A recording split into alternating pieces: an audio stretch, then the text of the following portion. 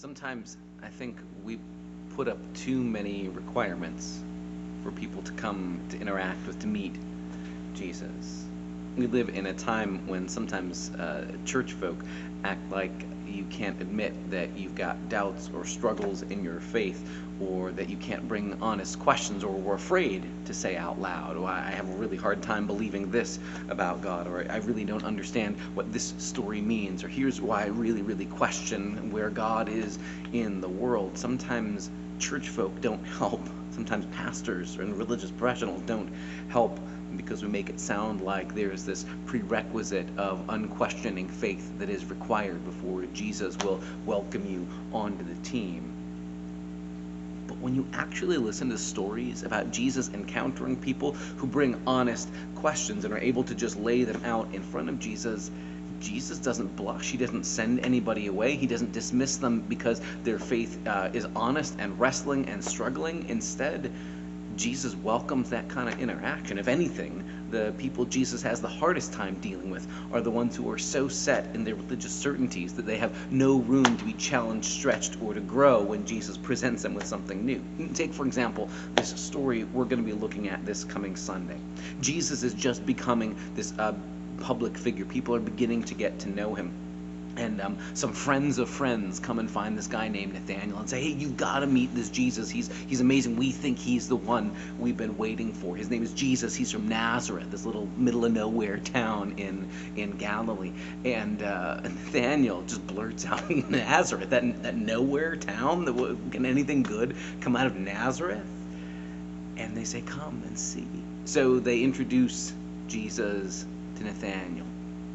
And Jesus bursts out in response to me. And here's somebody finally who's going to tell me the truth. Jesus says it this way. He says, finally an Israelite in whom there's no deceit, sort of a play on words, because Israel is remembered as this sort of trickster schemer back in ancient Israel's memory. The guy Jacob, who has the name Israel, is remembered that way. So here's somebody who's finally going to be honest with me, who's going to deal straight with me. And Nathaniel looks back at Jesus like, I'm meeting you for the first time. Where did you get to know me, random stranger?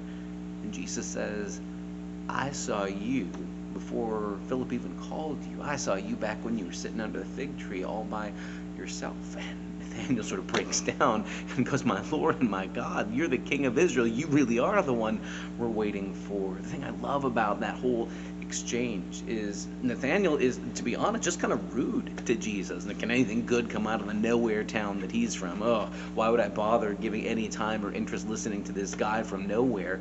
And instead of Jesus being offended or upset, he says, finally, someone who can bring me their skepticism, who can bring me their doubts, now we can deal with it, right? If instead you sort of hide behind politeness and fake religiosity, I can't deal with that. But somebody who can be honest with me, sure, bring me those questions. I'll show you why it's worth listening, why it's worth being in my presence.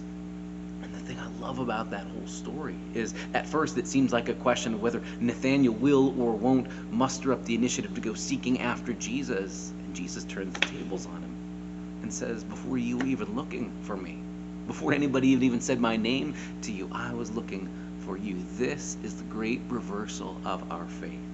So often, respectable religious voices present the Christian good news as a question of whether you will seek out God. Are you seeking the Lord? Are you doing things to find Jesus? Sometimes that's even the question that respectable religious people ask. They will phrase it as, have you found the Lord? And of course, sometimes I'm tempted to answer back, why is he missing, right? Really, the Christian faith isn't about whether I've found Jesus, but the recognition that Jesus has been seeking me out and has found me before I was even aware of it. That when I didn't even know to be looking for something good, he was seeking me out. He was seeking Nathaniel out. He's been seeking all of us out. There are an awful lot of folks in our neighborhoods, in our community, in our social circles as well, who are convinced they are never going to darken the door of a church because somebody along the way has told them that their questions mean that they're disqualified, that their struggles of faith, that they don't fit anybody's expectation. So I don't want any part of that. So many people around us need to hear what Jesus would have them hear. Before you have even decided whether or not to look for me, I've been looking for you. And that Jesus isn't recruiting people who will bring unquestioning faith, who will never dare to mention their doubts, but Jesus is looking for people who can be honest with him in real relationship. After all, in our lives, the people that you can be honest with are the people you can build a relationship, a friendship, a companionship with. The people who feel like they can never say what's actually on their mind because they're afraid that it might upset or offend, or they could get disqualified. Those are relationships that are pretty flimsy. Jesus is inviting us to something real and substantive, and that means we can bring our honest struggles and questions and doubts, and that's the invitation we can make to friends and neighbors and people around us who are sure they are done with organized religion. And maybe that's just it, that Jesus isn't here selling a religion. He's inviting people to get to know him, to draw into relationship with him, and yeah, the community of people that he gathers around him. But for us to be church isn't to be a social club or a club where we test to see whether you measure up, and if you can recite the words that we all believe accurately enough, then you're in the club. But rather, we're people who've met Jesus and discovered that Jesus was already seeking us before we sought him out, and that we found ourselves found. We found ourselves found by love and are trying to make sense of the world in light of it. There's probably somebody you know who has been burned by church before. Somebody who has been told that their questions are not allowed to be asked, that the things that they are wrestling with are not appropriate to mention, and that they dare not say them out loud, and that they aren't welcome if they bring any doubts, questions, or struggles in faith.